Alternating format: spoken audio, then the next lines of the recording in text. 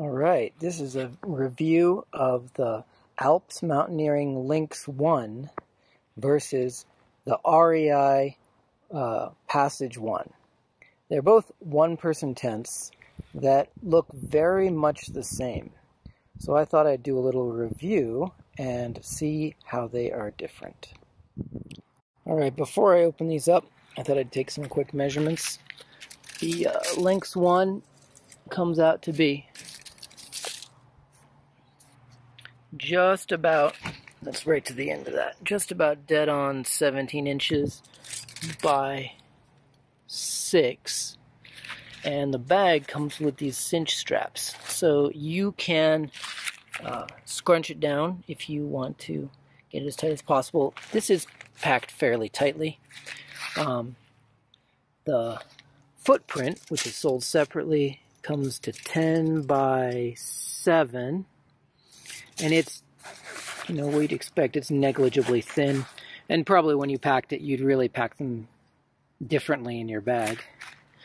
The Passage 1, if I put this right at the edge of the poles, it ends up being maybe about 20 inches, but this is packed really, really loose in here.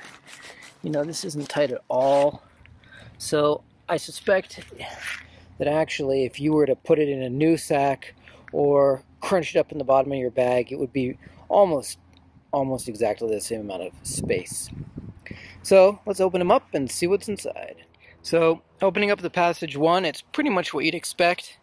The rainfly, the footprint here, which I'll get to in a little bit, I'm a little disappointed with. It comes tied on to the tent proper. It's tied on with little strings, and I'll go into that later. First, I'll point out some other things that come in with this. We've got some tent stakes, pretty standard issue. The tent poles, these are, they feel pretty robust. They've got plastic ends, and you can see this is wide enough to get through 2 grommets if you wanted to. And these measure at 17 1/8, and also comes with this nice repair sleeve. Before I open up the Alps any further, one thing I did want to mention is that it also comes tied inside of the bag with the cinch straps. It actually came tied down with these little tie strings. So I thought I'd point that out before I unrolled it. So first, opening these up, there's some pretty significant differences already. Right away you can see the Alps Mountaineering comes with a very different tent stake. These are very lightweight aluminum. They got a pointed end and fairly large as compared to the REI tent stakes, which are, I think, a steel or some alloy. They have a dull end, and they're about twice as heavy per stake. I don't know, we could get some weights on those, but these are much lighter, and there's more of them. The next thing to notice is these poles have looks like billet end point. It's the same design. It could go through a couple grommets, but it's not that plastic. And it does not come with a repair sleeve. Let's get a length on these. So those were 17 1/8. And these are, this whole bundle is shorter. I didn't expect that shorter. It's at 16 3/8, just 16 3/8, just shy of 16 1/2. Next thing I noticed on doing this was both the stake bag and the pole bag come with a, I don't know what you call this, cord that tightens a closing cord, while the REI bags are more of a sort of traditional bag where you fold this down and then just tie the strings together. There's some more parts here. Also, this comes with a repair kit. the Alps, comes with a repair kit. The guy lines are separate. They're not tied on. I think the guy lines come pre-tied on the Passage 1. We'll get to that when we really roll it out. And what looks like I think this is going to end up being the roof bag or a side bag, was separate. It's not built into the tent at the unboxing. So there that is. Let's start setting some stuff up. Okay, so first I started with the bottom with this footprint. And you know, the footprint for the Alps is sold separately, so you don't have to buy it. But the Passage one does advertise that it comes with a footprint.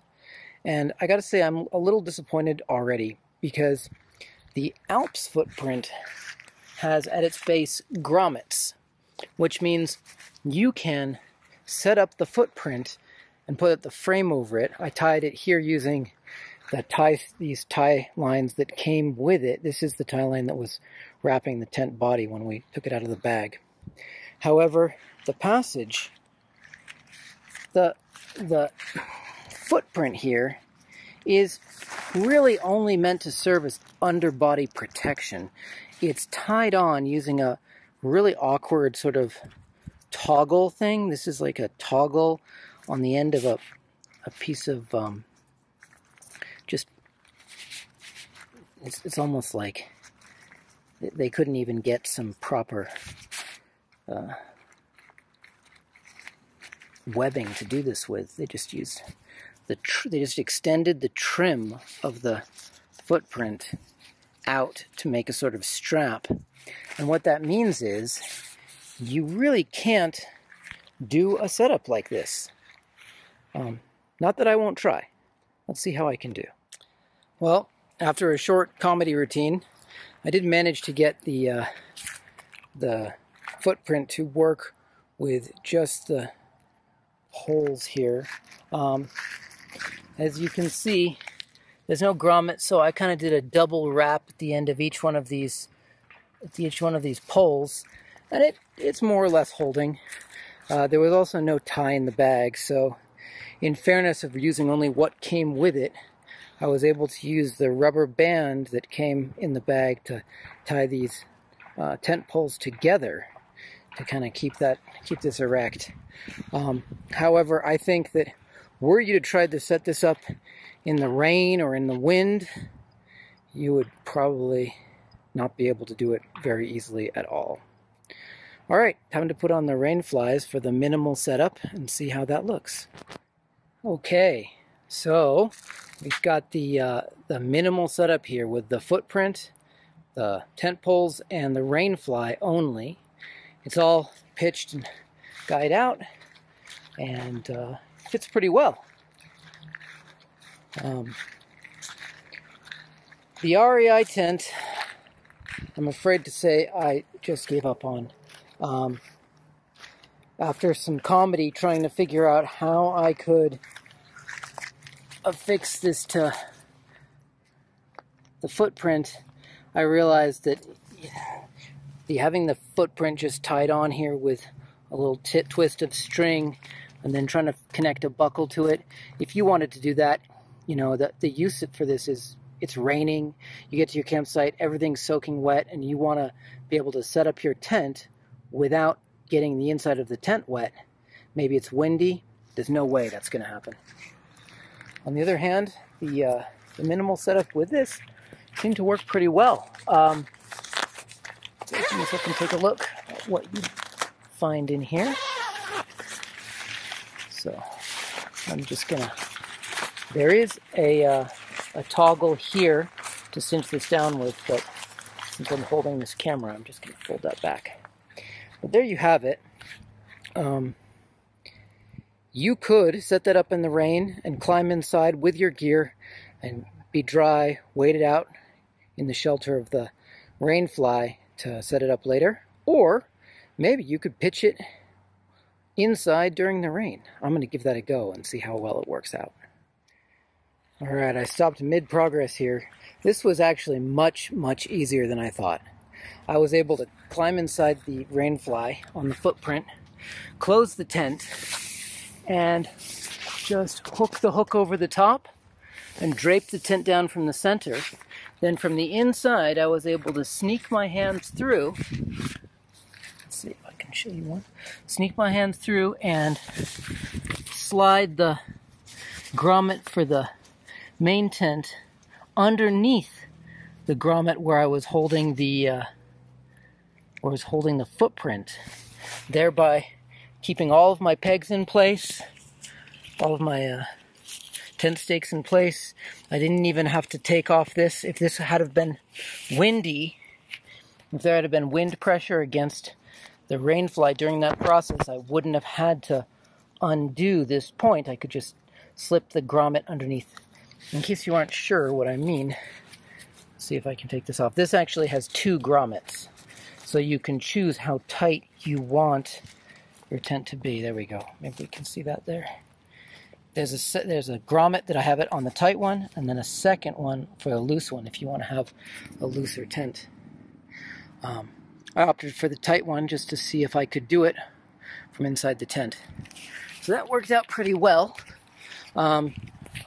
If you were wondering, you might have thought, oh, I really like the green color of the REI tent, and I like this curved door panel. We haven't finished setting it up, but it's got a little bit of a different door shape. Maybe you might be thinking, well, can I buy the REI tent and then use the footprint from the Alps because it has grommets and it would be easy to set up? Nope, you can't, and here's why. The clip at the end of the REI Passage 1 is a male clip, but the clip at the end of the Alps tent is a female, which means the footprint has a male clip. Now, if you're running the footprint if you're running the footprint in the Alps tent with the main tent, it means you're going to end up having 2 clips here. You're going to have one clip for the footprint and another clip for the main tent. And it doesn't particularly matter which one you clip it to, because you can adjust either one to get the tension you want. But what it does mean is that because the footprint has a male clip, you'll never be able to use it as a substitute for the non-functional REI footprint. All right, I'll finish this. I'll finish up both tents, and then we can take a look at how they are when they're done.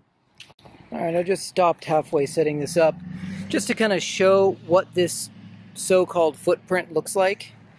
I mean, technically it does cover the foot of the tent, but you can't use it as you would want to use a footprint.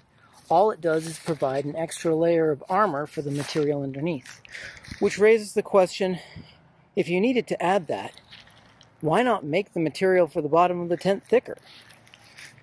And I think the answer is somebody somewhere wanted to check all the boxes on the website. Yeah, this tent's got a footprint. Well, I guess it does. Okay, the REI Passage 1 is all set up now. We'll do a walk around and I'll point out some things that I noticed setting this up. First of all, the back of the tent here, it has its own guy line. So you can adjust a little bit more the tautness or how you want this to be pulled out. Whereas the Alps tent, it's a fixed loop, so you can't adjust the length. And after noticing that, I realized the same is true for the front. The front here has a fixed loop. Now, one thing that this does have is it has a fixed loop on both sides. So were you inclined, if the wind was coming from a particular direction or changed, you could use this loop, place this down as your front, as your standing piece, and make this side your door. So you have a little bit of flexibility there. Speaking of flexibility, the Alps does have 2 vents on the top, but the vents are smaller. So coming back to the Coming back to the REI tent, you can see they've pretty much decided the door is going to be on that side, but they do give you the option as to how snug you want to tie it and where you want to place that tent stake. Let's take a quick look at this vent. So this vent measures in at, you know, it might be 5 inches, but really, functionally, it's about 4 3/4 or 4.5 inch. Come over here to the Alps, and this guy's got a tiny vent. The stick itself is 3 inches, but it hangs over a little bit. So really, this is 2.5 to 3 inch vent, but you get 2 of them. Thinking about counting the things you get, you may have noticed that I guide out the Alps tent, but not the REI tent. And the reason is because after I staked in the tent and staked the front and the back, I was out of stakes. So you can choose which one you want to do. You can stake down the corners, or you can guy out the tent. And some folks might say that's kind of like, you know, doing both is like wearing a belt and suspenders, but you know, you might want to, so bear that in mind. Another thing that I did like about the REI Passage 1, while setting it up, is inside of the tent, in the rain fly, there are these Velcro straps, and they attach the rain fly just to the tent poles to make it a little bit more centered. You could keep it in place in the wind better, maybe, but with the Alps tent, these are black, so at night or in the evening, they might be hard to see or find. If we come and take a look at the equivalent one in the REI, you can see these are bright red. So if it was dark in the evening, you can see that show up real well. You can get in there and grab them. No problem. So looking up, let's take a look around the inside of this tent. It is Spartan in here for sure. There is not any storage. There is a hook. 1, 2, 3, 4. There's a hook at each corner, or loop, I should say. There's a loop at each corner and 1 loop in the middle, and no side pockets. There's a toggle here to hold the screen door open if you'd like. And that's pretty much it. Okay, let's take a look inside the Alps one and see what we get. Now, keep in mind, we also had, the Alps came with a pocket, which I haven't put in yet. We can, oh look, here's, so this comes with a pocket. It's got one down here at what I would call the foot end. It's got the same 1, 2, 3, 4, 5 loops at the top. It has additional loops here. And looking towards the head end, it's symmetrical. We've got another pocket here by the head.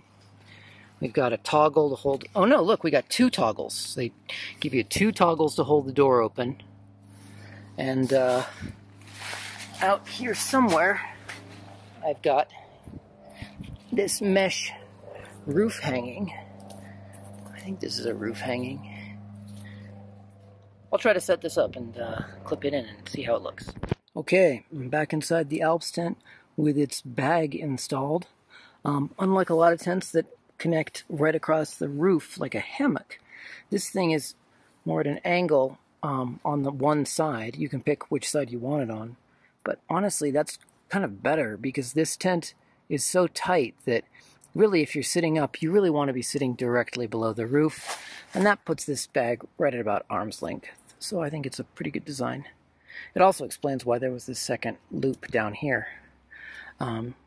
So I measured these things out, and the Alps tent is just a little bit smaller than the REI tent. They're both 7 feet long. I found that the Alps had about 30 inches of usable width, and from the peak to from the floor to the peak was 36 inches. And REI improved on that by a couple inches. It's about 32 inches wide of usable space, and 38 inches to the peak. So if you want that little bit of extra space, or you like the green color, that might be the tent for you.